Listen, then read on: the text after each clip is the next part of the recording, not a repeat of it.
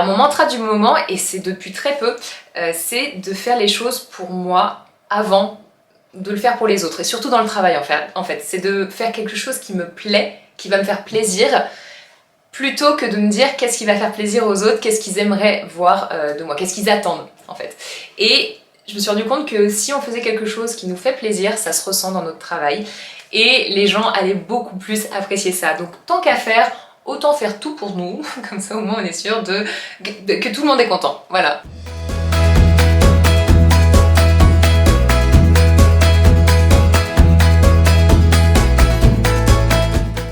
Alors en ce moment je suis chez ma belle famille et ils vivent à côté d'une petite rivière dans laquelle il y a plein de canards et de petits canetons et de poules d'eau et c'est trop mignon. Donc en fait j'y vais tous les matins. Je vais leur donner à manger et j'y reste pendant une bonne demi-heure et voilà. C'est vraiment mon plaisir de la journée, donc j'y retournerai encore ce soir et demain et après-demain jusqu'à ce que je parte. Et voilà.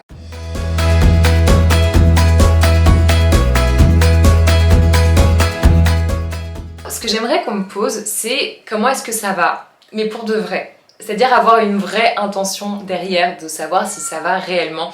Et je pense que maintenant c'est devenu vraiment une formalité de dire bon comment ça va, mais on s'en fiche un petit peu de la réponse. C'est juste c'est dire comment ça va comme on dit bonjour à quelqu'un.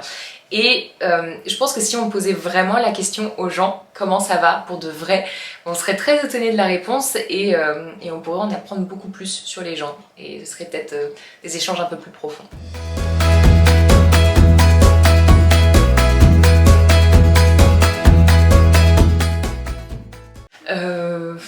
Cette question, je pense. Je me dis, s'il y a une question que j'ai pas envie qu'on me pose, je vais pas dire aux gens ce que j'aimerais pas qu'on me pose, parce que sinon on me la poserait, voilà. En tout cas, il n'y a pas spécialement de question que j'aimerais pas qu'on me pose, mais s'il y en avait une, j'aimerais pas qu'on me la pose, donc je ne répondrai pas à cette question. Voilà.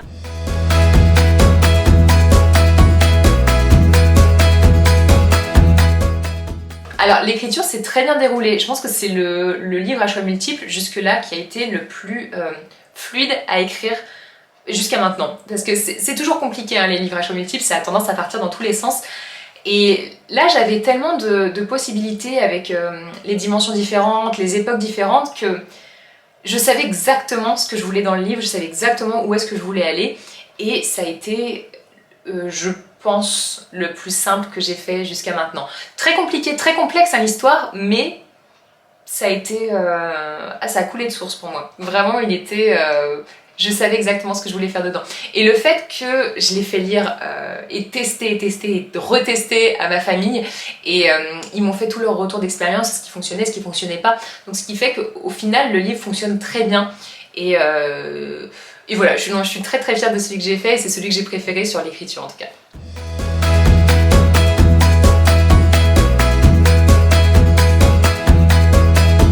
Alors en une phrase, une croisière, un orage, un réveil seul sur ce bateau. Va falloir faire les bons choix pour rentrer chez nous, mais ferons-nous les bons? Je pense que c'est ce qu'il y a sur la 4e de couverture, mais ça résume en tout cas.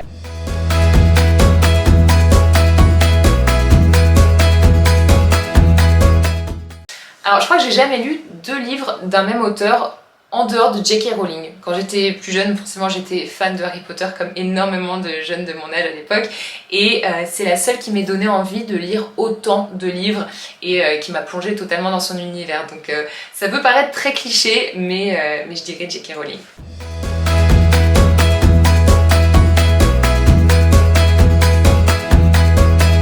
Alors pour moi, pour passer une journée exceptionnelle, c'est clairement un parc d'attractions.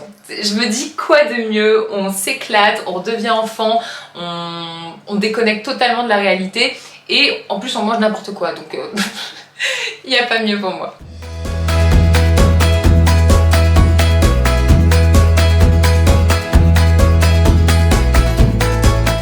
Alors je pense qu'une fois que tout ça se sera terminé, il n'y a rien qui va changer pour moi parce que je suis... De base, je suis très casanière, je sors très peu, je suis vraiment très peu sociable, donc pour moi la pandémie ça n'a pas changé grand chose, je suis toujours chez moi et je vois toujours aussi peu de monde. Donc une fois que tout ça, ça sera terminé, à part le fait de plus porter le masque, non, je vais pas... je ferai rien de spécial. Peut-être que je partirai en vacances histoire de dire je pars en vacances parce que c'est vrai que je suis pas partie depuis un petit moment. Mais voilà, on a de très beaux coins en France, donc j'ai pas spécialement cette envie de voyager. Mais je le ferai peut-être si l'envie me vient. Voilà.